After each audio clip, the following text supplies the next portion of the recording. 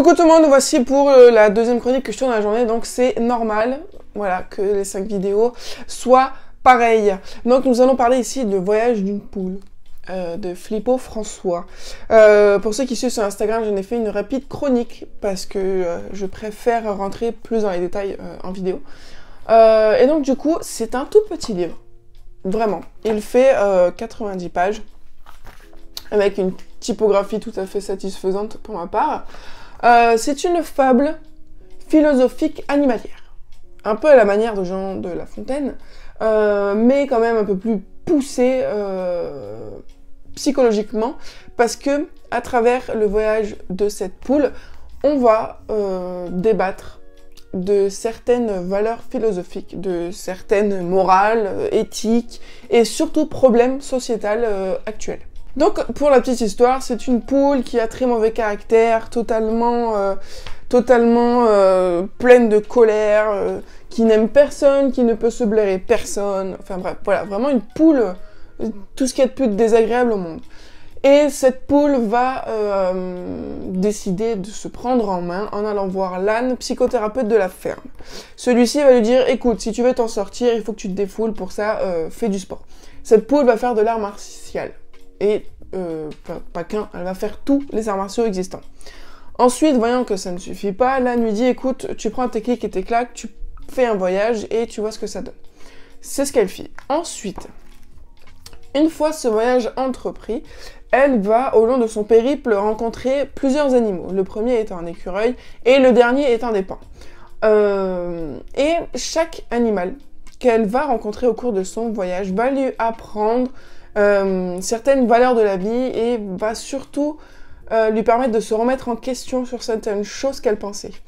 Tout comme la liberté, tout comme le questionnement de soi et de son libre arbitre, tout comme les orientations sexuelles, qui est aujourd'hui est un sujet dont on entend beaucoup parler, et tant d'autres encore sujets dans ce style-là. Moi, ça m'a fait surtout plaisir parce que j'ai fait du coup un bac L, j'ai eu des heures et des heures de philosophie, et du coup j'ai pu retrouver des tonnes et des tonnes de sujets philosophiques que j'ai pu apprendre et travailler pendant mes cours là-dedans.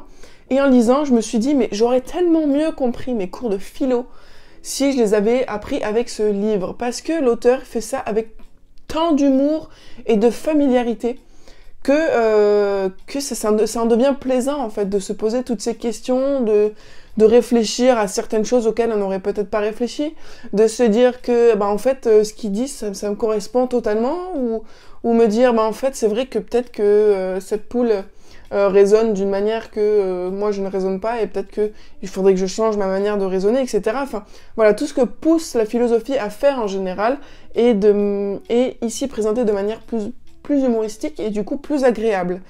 Et voilà, et je pense que parce que beaucoup pensent que la philosophie est assez inaccessible ou est réservée à une certaine catégorie scolaire, mais pas du tout, parce que quand on lit un livre de ce style, c'est vraiment accessible à tout le monde en fait, tout le monde, parce que il y a tellement de choses, il y a tellement de choses, putain comment on dit ça?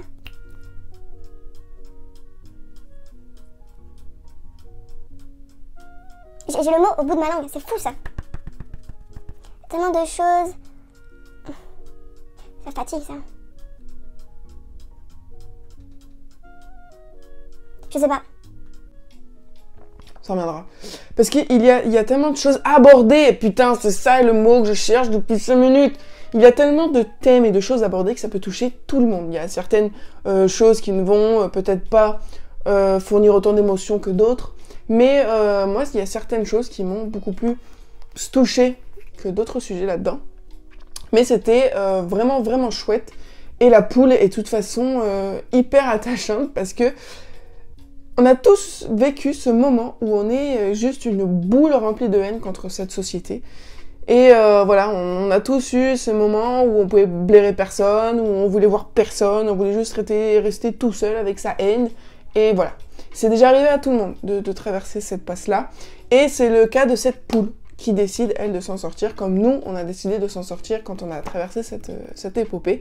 Et à la manière de cette poule, on a sûrement été aidé par nos proches, par nos amis, par nos familles, et du coup, elle se fait aider par tous les animaux qu'elle rencontre. J'ai beaucoup aimé, du coup, quand je vous dis que c'est abordé avec familiarité, c'est surtout le vocabulaire, parce que cette poule a un chic langage. Voilà, ça tourne autour de fais chier, connasse, tête de cul, enfin voilà, des choses bien drôles. Moi ça me plaît ce genre de langage parce que moi je suis un peu à la bonne franquette, je n'ai pas forcément de langage soutenu à part lorsque l'occasion l'impose, mais voilà, je me suis vraiment sentie proche de cette petite poule. Et j'en ai appris beaucoup plus dans ce livre. En tout cas, je me souviendrai de ce que j'ai appris là-dedans plutôt que dans tous mes cours de philosophie. Voilà. Mais voilà, en tout cas, c'est une affaire à suivre parce que l'auteur a prévu un tome 2 qui va du coup clôturer l'histoire de cette poule, qui est en fait à la recherche de son soi, de son moi. Et le 3e tome, m'a-t-il dit, traitera sûrement de la maltraitance animale et de l'environnement.